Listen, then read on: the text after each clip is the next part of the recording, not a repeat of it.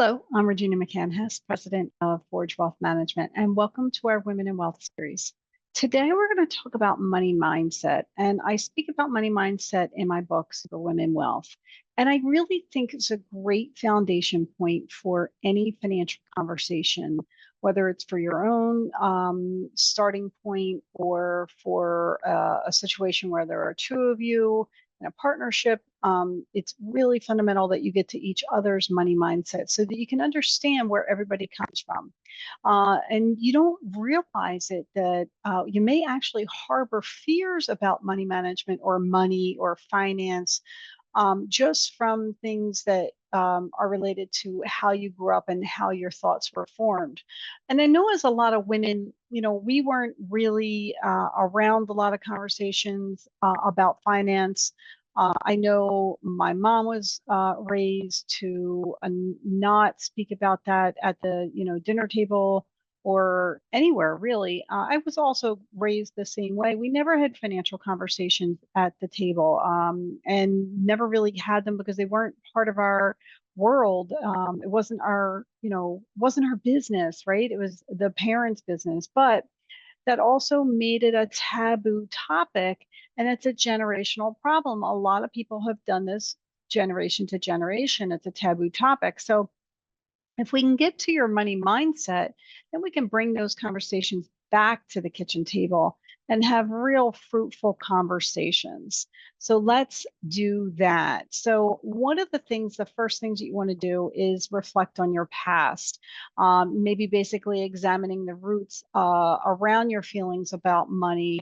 And it can shed light on some patterns and some assumptions that you might not even be aware of, but also could empower you to correct some costly mistakes that you've made along the way. So nothing wrong with mistakes. Actually, I think we learn more from our mistakes than our actual wins in life because sadly the mistakes hurt us a little bit more. So we pay attention to those learning lessons. So first thing is, what's your personal relationship with money? And that's what we call money mindset. What are your beliefs around finances? There's a bunch of questions you can ask yourself. Do you believe money is hard to get, or do you have a passive easy come, easy go mentality? Do you believe you earn it through hard work, or are you willing to take a chance at like maybe some higher risk investments in the hopes that you're, going to get larger gains as a result? You could also be the type of person who struggles to save money, or you could be the polar opposite and squirrel every cent away like your life depends on it. So there's vast different phases that you could be in and vast different types of personalities that could feed into your money mindset. So, those are, some of the basic things that you want to think about. Does the topic of money or finance or investments make you uncomfortable? Do you feel at ease or maybe somewhere in between? But the good thing is that you don't have to be overwhelmed. You don't have to feel like your heart is jumping out of your chest at the mention of this topic. And it may take some time to get there, but there are things you can do to ease into that and gain some knowledge and also gain some confidence that will let you be part of that conversation a little bit easier. So, just because you learned something in childhood does not mean you have to take that all the way through your adulthood. You can change some of that money mindset, but you do have to figure out where it came from. I know for myself, we were very poor. So I have a money mindset of, try to save as much as you can because you don't know where your next financial issue could be. And I know healthcare in this country is amazing, but it's also very, very expensive.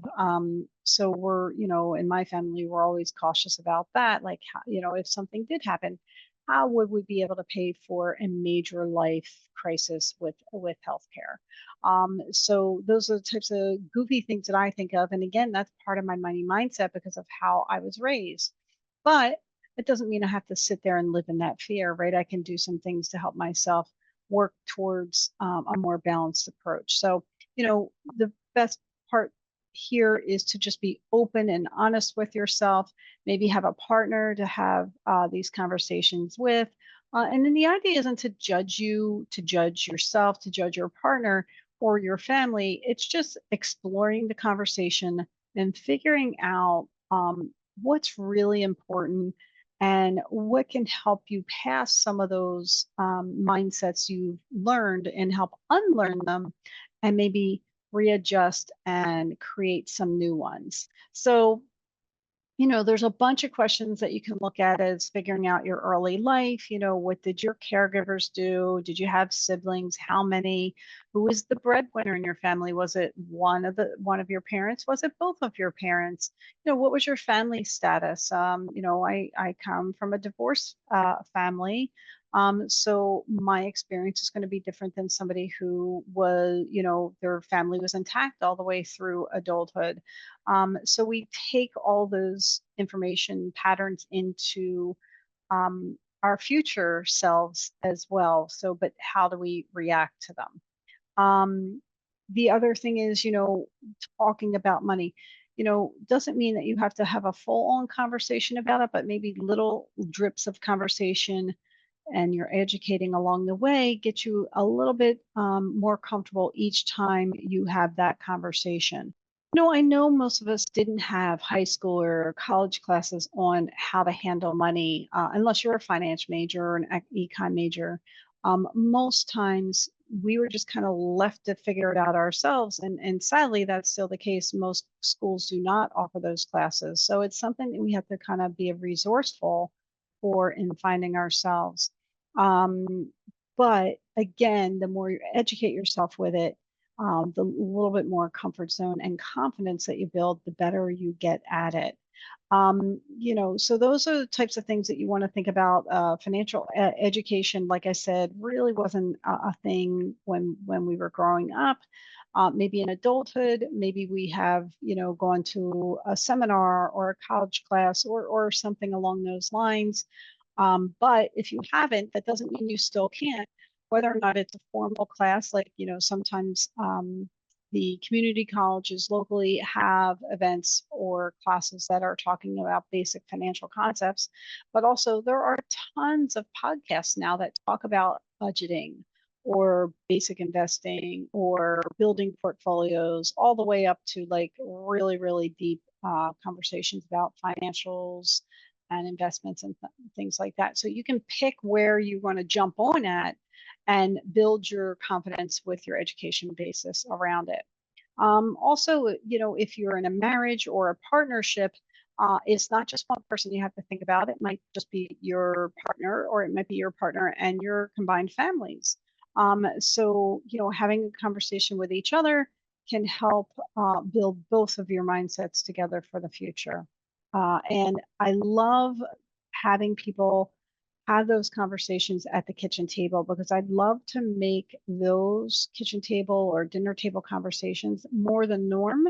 Then now it's still somewhat a taboo topic, but if we normalize the conversation, then we can help more people have healthy conversations around their money. And also it teaches our next generation, hey, this is an okay topic to talk about.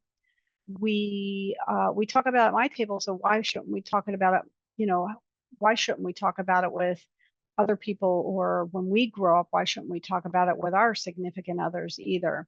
So those are good things that are going to help you and help your kids going forward.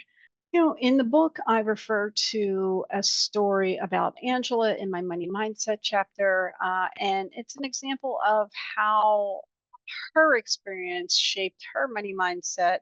And her father was an entrepreneur, but he was a serial entrepreneur. He had multiple different types of businesses. He could get them up and running. He just could not maintain them. So she came at money from a very scared I guess, approach. And, she turned into an amazing saver. She was such a good saver. But because her family had so many bankruptcies, um, after they had attained middle class, they, had a very serious fall off of that, and not being able to afford the lifestyle that they once had. She became, I guess, more afraid of finances than anything, and afraid of taking chances, because she saw what happened to her dad when he took chances and it didn't work out for him. But she did very, very well. She saved an amazing amount of money, and was able to save for retirement, was also able to put her daughter through college and grad school. I believe she also helped her through grad school. But the power of saving was helpful for her as a result of her money mindset. But she could have also done some things better, like maybe not been so conservative in her investments, and maybe she wouldn't have had to work so hard at the savings to help her daughter and herself for retirement. So those are just some things that we can learn from. And I always say, hey, let's learn from each other, and maybe make it a little bit easier for ourselves. One of the first things is that communication is key. You want to be able to talk about what's going on. You want to be able to say, hey, does this make sense what I'm doing? Or do you think we should do this a different way?